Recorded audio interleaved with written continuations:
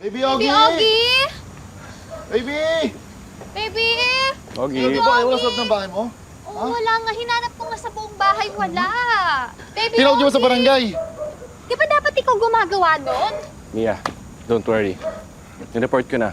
Nakausap ko na rin yung mga guards and tinawagan ko na yung mga homeowners. Baby Ogie! Salamat, Carl. Ba't naman kasi mo bukas yung gate niyo? Naliligaw ko kanina eh. At saka hindi ko hinayaang nakabukas yung gate. Never nakabukas yun, ever. Kaya pala, nabutan ko bukas. Hindi ko nga iniwan na bukas. Yan! O yan! Ganyan kay! Ay, ba't tanggapin yung mali mo? So saan to papunta, ha? Anong pinupunto Wala mo? akong pinupunto dito. Ang sinasabi ko lang sana, hindi mo niyang bukas yung gate niyo. So Kasi alam mo sinasabi kasi mo, si Baby pabaya Ogie. ako. Pabaya ako, ganon. Eh kung hindi ka kasi busy sa pakikipaglandian sa tukmol na yan, edi sana tutukan mo si Baby Ogie. Wow, Mr. Perfect! Baka nakakalimutan mo kung sino ang totoong pabaya, ha? Ikaw nga tong laging wala eh. Sino bang laging walang plano? Di ba ikaw? Tapos nung loob mo magtawag sa akin na ako yung pabaya. Ikaw nga yung pabaya eh. Masyado ka naging komportable, kaya nga tayo naghiwalay. Guys, mas lalong di natin mahanap si Ogie kung magtatalo lang kayong dalawa. Huwag kang mangialam dito ah. Epal ka din eh, no? Ano sinabi mo? O bakit ha? O bakit? Ano? Josh, tama na! Ano ba? Tumutulong na nga yung tao eh. Ano, grabe, ibang klase ka talaga eh. Oo, ibang klase talaga. Sama kayong dalawa. Bahala kayo dyan. Baby Ogie! Baby Ogie! Baby Ogie! Baby! Ano nga eh?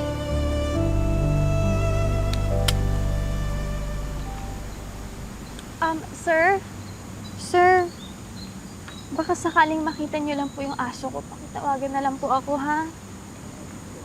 Salamat.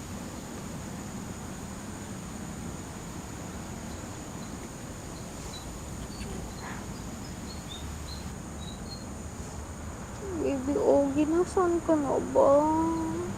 Miss ka na ni Mami. Napakapili mo kasing aso eh. Baby, nasaan ka na?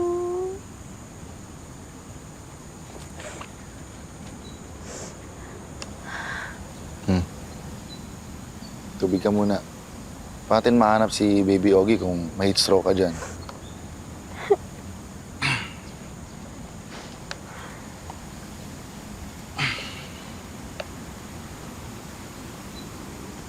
Sorry pala kahapon ha. Nadala lang ako ng emosyon ko eh. Pasensya rin. Nadala lang din ako sa emosyon kahapon kaya binungangaan kita. And sorry ulit.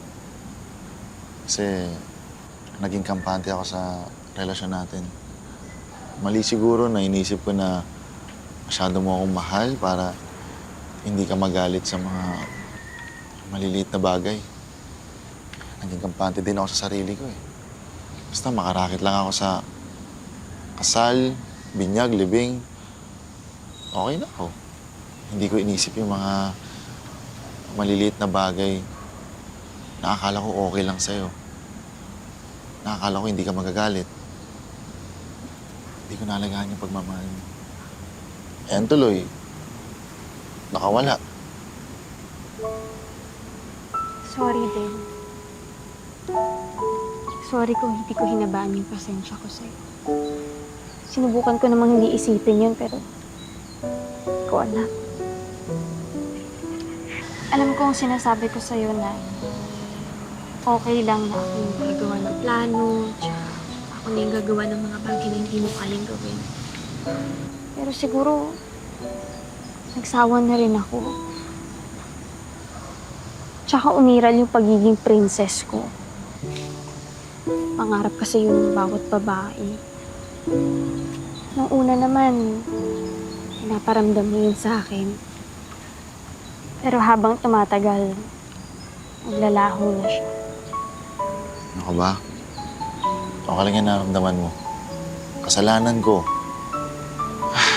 Sa totoo nga lang, Mia, mahal pa din kita.